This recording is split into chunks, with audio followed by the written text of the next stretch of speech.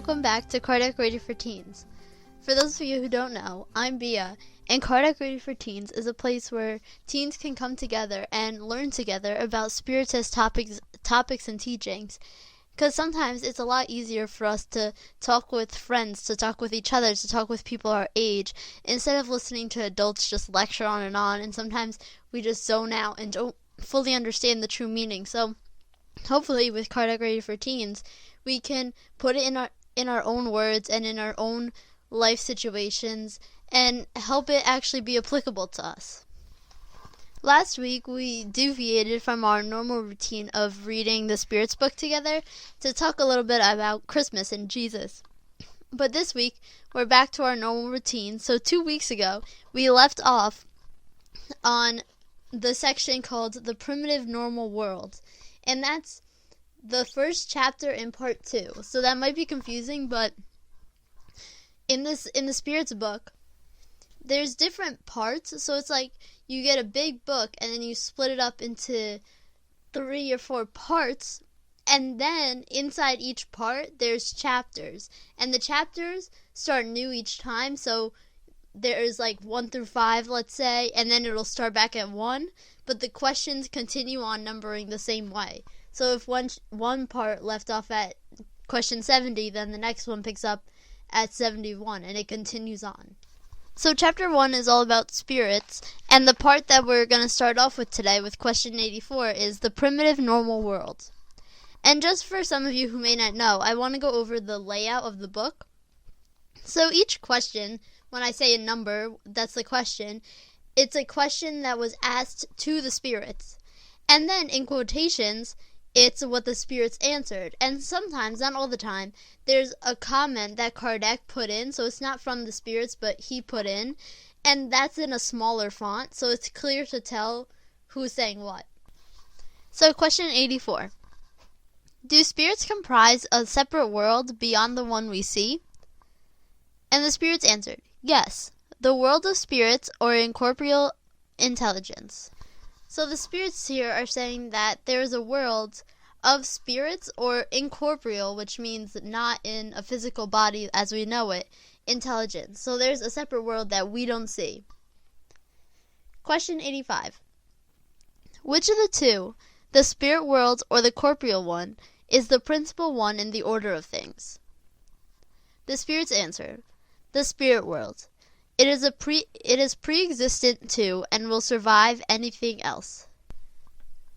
So here they're asking, so the spirit world or the corporeal world, which is the one we live in, the corporeal meaning our bodies, our human material physical world. So which one is the main one? Which one's more important, kind of? And the spirits answered the spirit world. The spirit world's more important because it existed before Earth, before our corporeal world, and it will survive everything else. So, although something could happen to the Earth and humans no longer live on Earth, the spirit world is still going to exist, and there's still going to be a whole bunch of spirits. Question 86. Could the corporeal world cease to exist, or might it never have existed in the first place, without altering the essence of the spirit world? So here the question is, could the world we live in right now, if it stopped existing, or before when it didn't exist, does that change the spirit world at all? Does it affect the spirit world if our world is here or not? And,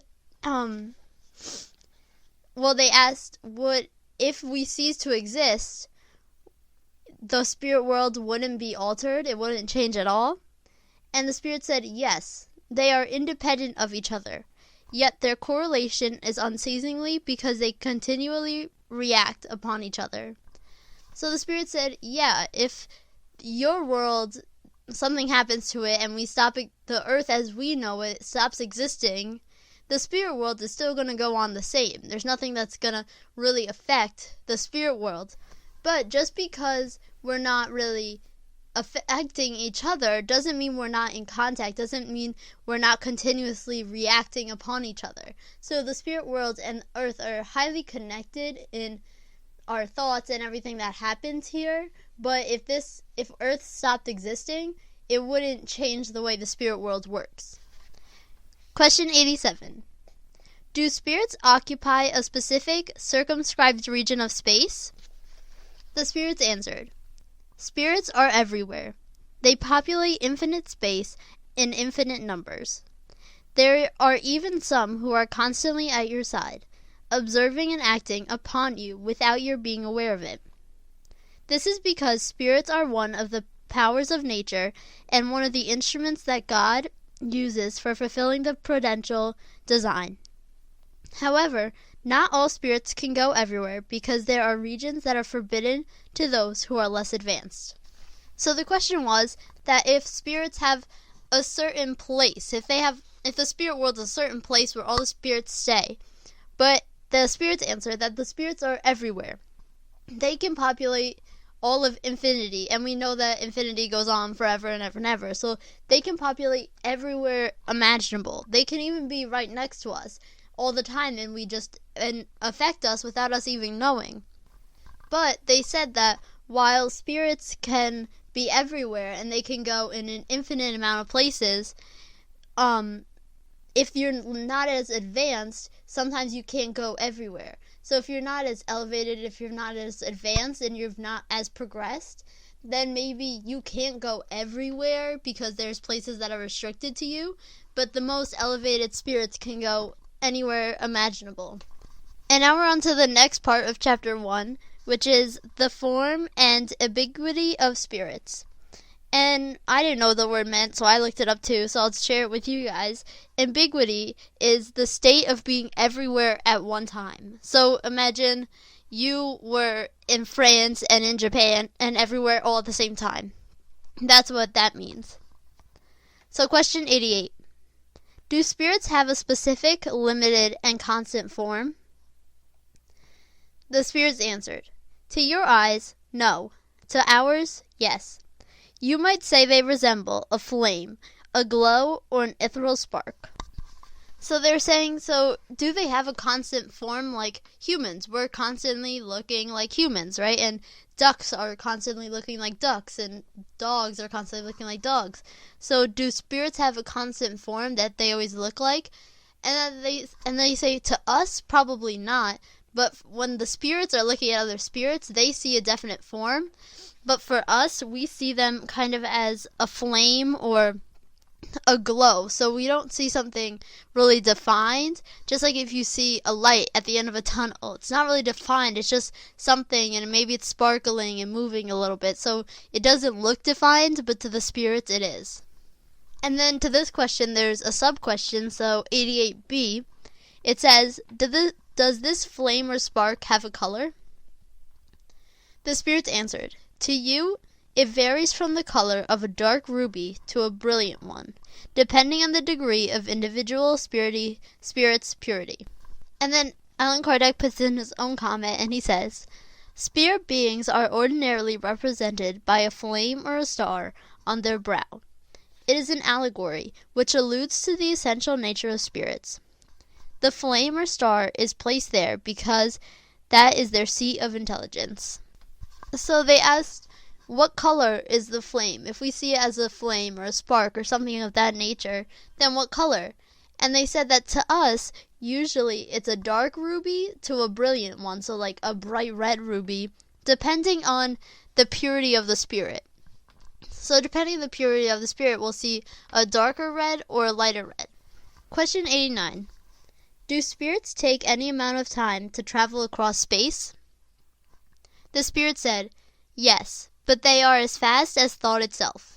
So they're saying, okay, for spirits to get from here to France, just like for us to get to here to France, it's going to take you time to go on a plane and to travel. So they're saying, does it take them time to travel, or they just there instantly?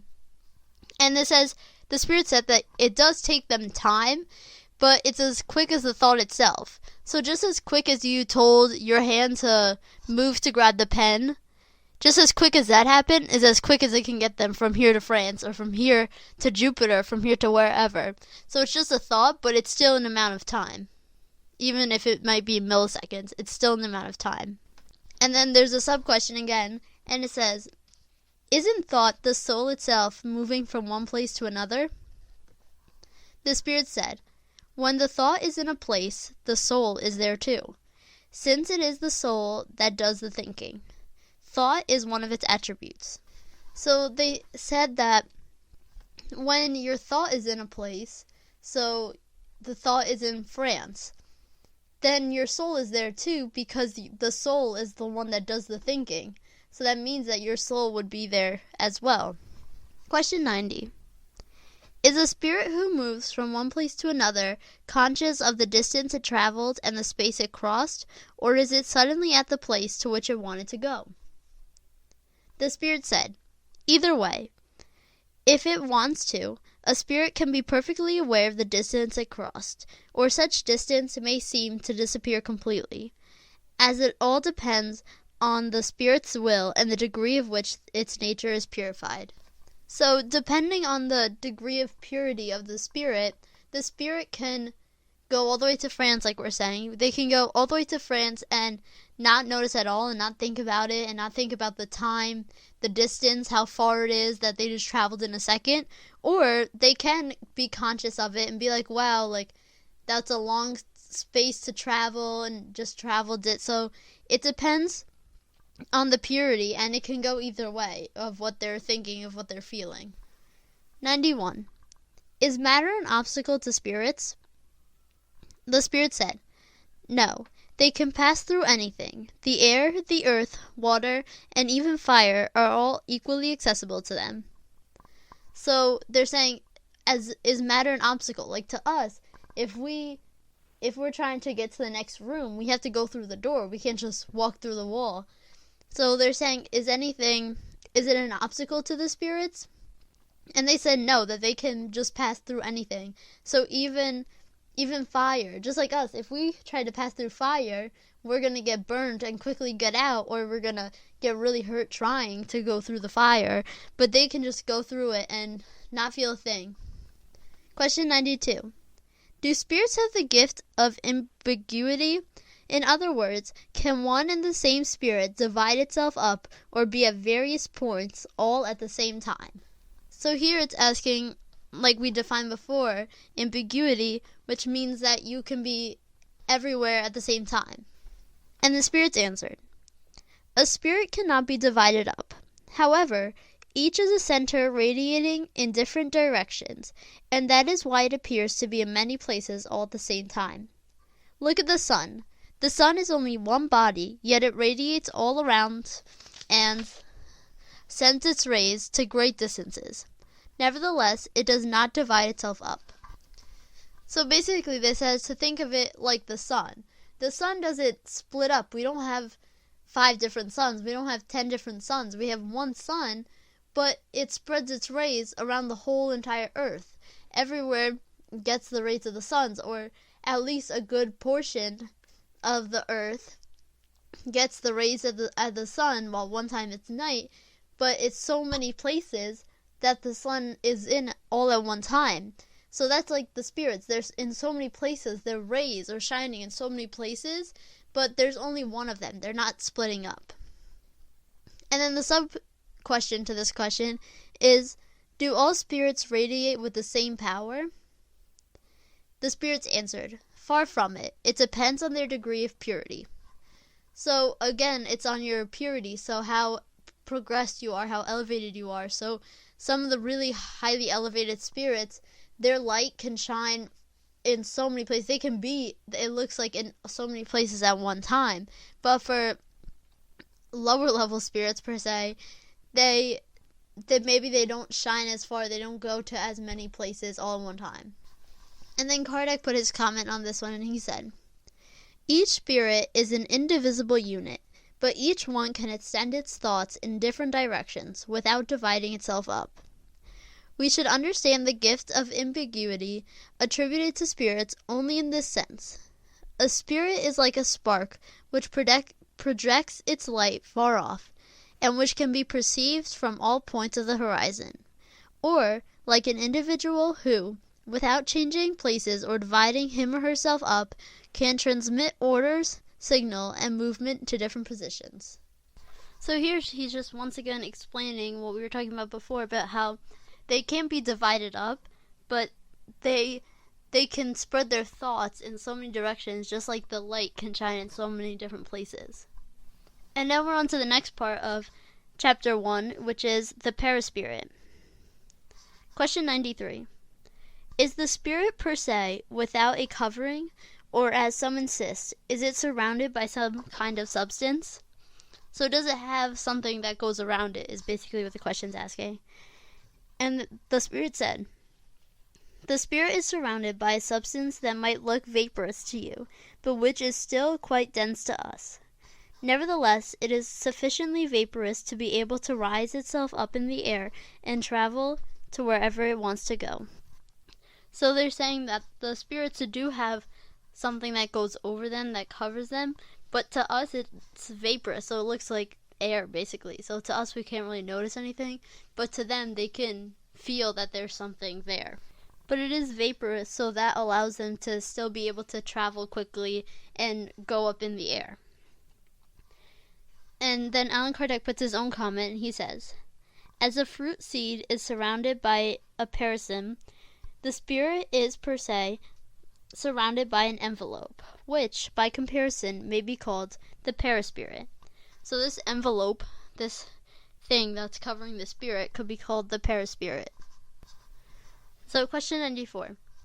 Where does the spirit get this semi-material envelope? The spirits answered, from each globe's own universal fluid. That is why the perispirit is not the same on all worlds. In passing from one another, spirits change their envelopes just as you change clothes. So it's like thinking on different worlds. They have different uniforms they have to wear. So they have one type of material for the Earth, and then if they go in Jupiter, there's another. So they kind of change it, but it's always covering them no matter what kind of, just like no matter what kind of clothes you're wearing, you're still wearing clothes. So it's kind of the same concept. It's like a clothes to them, and they're always wearing it, but sometimes they have different uniforms they have to wear for different planet worlds. And then there's a sub-question that says, then, when spirits from more highly evolved worlds come to ours, do they take on denser perispirits? And the spirits answered, they must clothe themselves with your matter, as we have already said. So they're saying, because if they have a vaporous one, if it's like air for them in the spirit worlds, when they come to our worlds, when they come to Earth, do they have a denser one that's more firm, denser, like?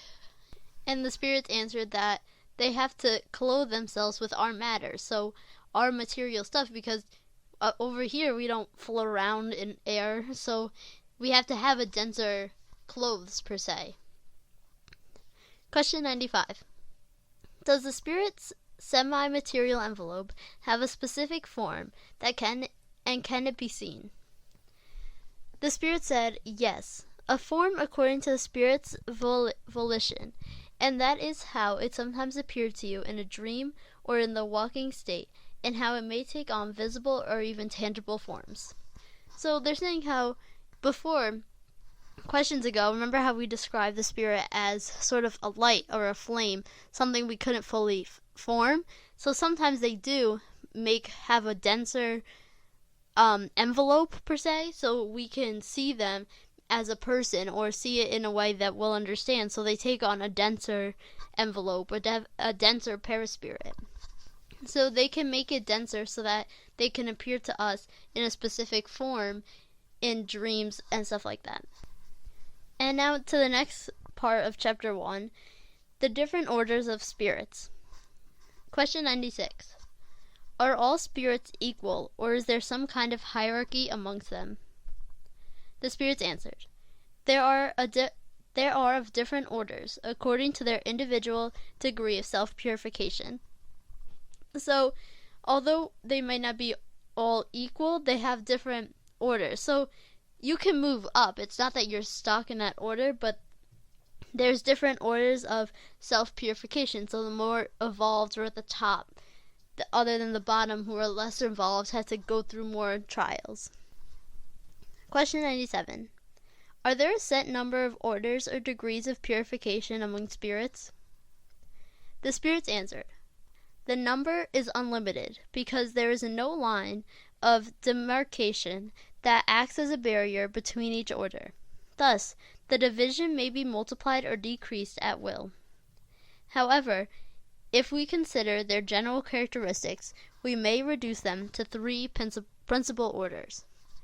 So they're saying that everyone can't be split up exactly into this category, this category, this category. So there can be a million categories if we want there to be. So there's an unlimited amount, but if we want to make it really simple, then we would say that there's three main ones, and they're going to continue on to say the three main orders. So in the first order, we may put those who have already reached perfection, the pure spirits. In the second are those who have reached the middle of the scale. Their main concern is the desire to do good. In the third are those who are towards the bottom of the scale, the imperfect spirits. These are characterized by ignorance, the desire for evil, and all passions that delay their advancement. So there was a pretty simple breakdown. So at the top is those who they've reached perfection. They're perfect. Just like we can say Jesus is up there. And then in the middle is those who they reach the middle. They're not bad, they're not perfect, but they're not bad, and their main concern is the desire to do good. They're not wanting any harm. Their main goal is for good. And on the third scale is the imperfect spirits, who still have ignorance and still desire to do evil things and are still delayed in their advancement. Question 98. Do the spirits of the second order only possess the desire to do good, or do they also have the ability to do it? The spirits answered, their ability depends on their degree of purification. Some possess scientific knowledge, others wisdom and goodness. All of them, however, have trials they must yet endure. So now we're specifically focusing on the second order of the people who aren't bad, but they're not perfect yet. And says, do they have the ability to do good, or they only want to do good? So it says that their ability to be able to do good depends on their purification. So even though we have this whole second group, this middle group, the middle group also has a whole bunch of little layers in it. So depending on your purification depends on how much good can you actually do. Because some people may be at the top of the second level when some people may be at the bottom of the second level. But all of them, no matter where they all have some type of trial that they still must go through. They still must endure and perfect. Question 99. Are all spirits of the third order altogether evil? And the spirit said, no, some do neither good nor evil. Others, however, take pleasure in evil and are pleased when they find an opportunity for it. Still others are frivolous or foolish spirits, more mischievous than wicked. These take more pleasure in spite than evil, and also take pleasure in amusing themselves by vexing people and causing them petty annoyances. So once again, in the third level, there's different levels within the level. So some people may be at the top of the third level, so they don't do anything bad, but they don't do anything good either. So they're just kind of stuck there. But some people there may be ones all the way at the bottom of the third level that want real evil to occur. And then there's some that they just want to fool around with people, but they're not really trying to harm people. And that's where we'll leave off today. And next week we can start off with question 100, which is exciting that we've gotten that far. But before we leave off today, I'd like to read the message from the Daily Book of Positive Quotations. So for today, December 27th, the title is Moral Power. Moral power is probably best when it is not used. The less you use it, the more you have. When we think we're right, we think we're right. We're convinced that we believe and what we want done is supported by moral authority.